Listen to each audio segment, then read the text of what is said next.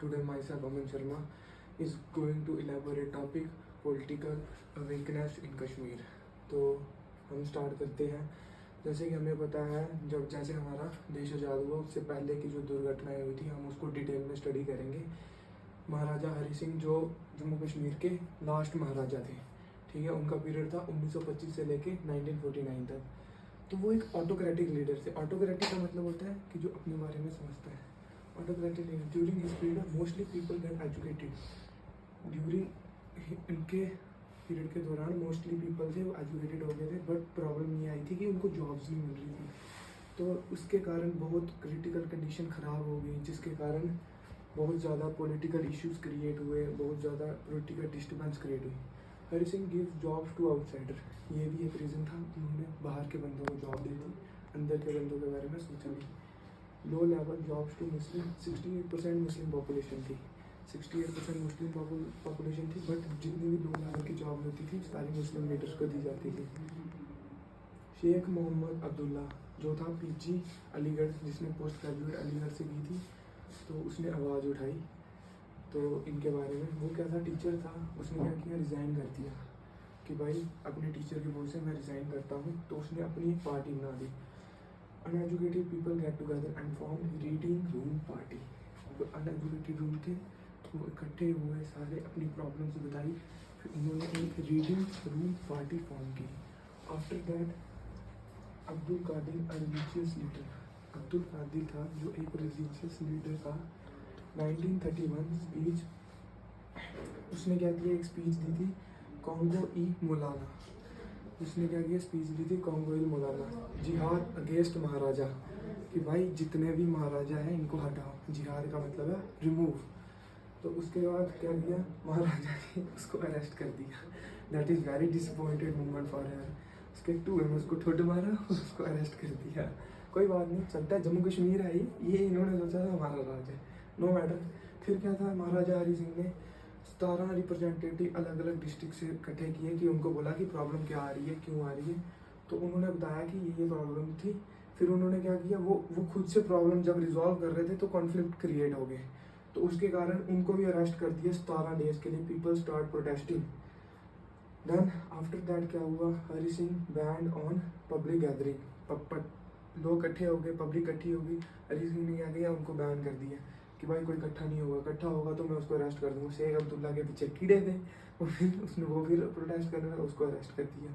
After that Maharaja Hari Singh imposed commission, Maharaja Hari Singh ने क्या किया, इम्पोस्ट की कमीशन, इम्पोस्ट कमीशन की, ठीक है, जिसमें क्या किया, हेड था जिसका बीजे गलेली और मेंबर था अब्बास, ठीक है। उसमें क्या था, उन्होंने कमीशन इम्पोस्ट की कि भाई उसमें क्या किए थे, जितना भी ये जो हो रही थी प्रोटेस्ट वगैरह हो रहा था, इसको रिजॉल्व करना था, प्रॉब्लम कहाँ आ रही थी, तो इसके कारण उन्होंने क्या किया, एक कमीशन इम्पोस्ट की। आफ्टर दैट 1931 मिनिमम क्वालिफिकेशन क्या था, वही उसमें minimum qualification for jobs, reduction of certain taxes, development for industries, मतलब कि कम क्वालिफिकेशन में जॉब्स मिलनी चाहिए, ठीक है, टैक्स को कम करो और इंडस्ट्री डेवलपमेंट रहो, थोड़ी जम्मू कश्मीर का थोड़ा नाम वगैरह बढ़े, ठीक है। अप्रैल 1932 को क्या था, महाराजा ने ये नोटिफिकेशन लगा दिया, ये इम्पोज कर दिया कि भाई इन चीज़ों पे इम्प्लीमेंट किया जाए, ये जो 3 चीज़ें हैं, ठीक है।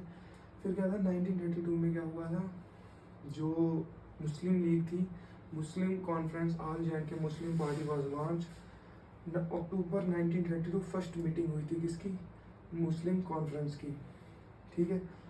तो क्या हुआ था, उनको क्या चाहिए था, उनको चाहिए था, पहले तो उन्होंने सिविल डिसोबीडिएंट मूवमेंट लाया, डिमांड फॉर कॉन्स्टिट्यूशनल गवर्नमेंट, कि भाई उनको क्या चाहिए, लोकतंत्र चाहिए भाई, जिसके कारण क्या हुआ, राजा ने 1934 में प्रजा साहब लेजिस्लेचर असेंबली आई, इसमें 21 मुस्लिम सीट्स थी और जिसमें 29 सीट्स जीती गई मुस्लिम कॉन्फ्रेंस से।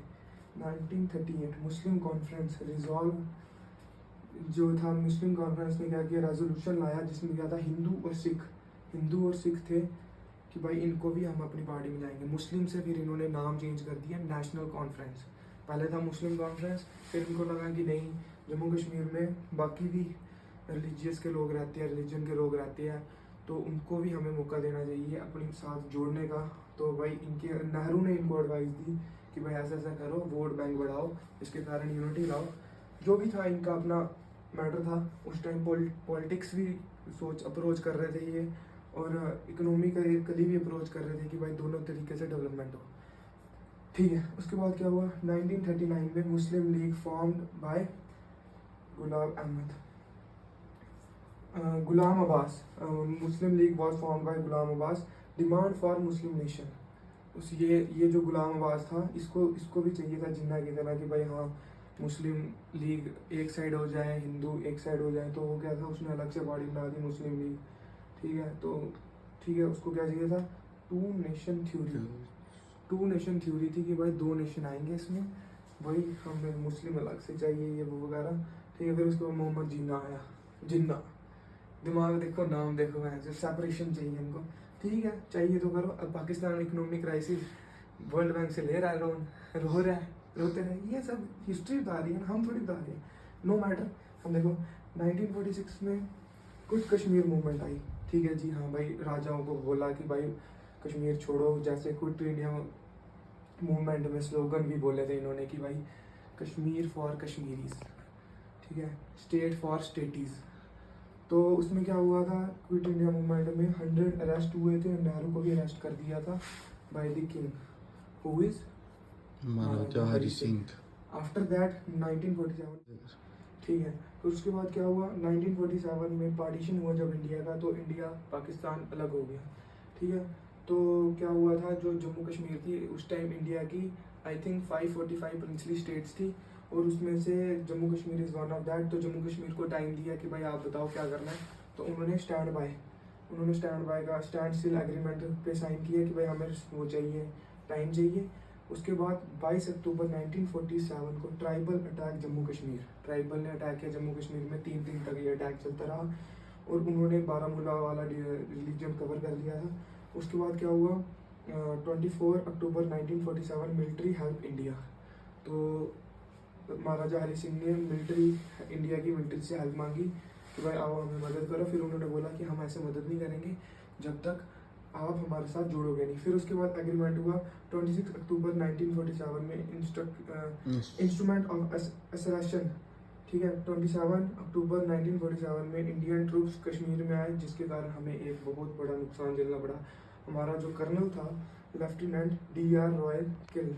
No matter, Indian army is Indian army. उनकी कोई रेस नहीं है, कोई उनकी वो नहीं है, कोई उनकी वैल्यू नहीं है। ऐसा लगता है पाकिस्तान वालों को, बट उनको पता है जब मार चलती है गोली चलती है, फिर वो खुद औकात में आ जाती है। ये हिस्ट्री बता रही है, हम थोड़ी बता रही है। No matter. 30 अक्टूबर बारामूला को रिकैप्चर कर लिया, किसने, इंडियन आर्मी ने। Feeling proud Indian army. उनको लगा एक सोल्जर मार गया तो हम भाई राजा बन गए। भाई राजा तो राजा थे, हिस्ट्री बता रही है, हम थोड़ी बता रहे हैं।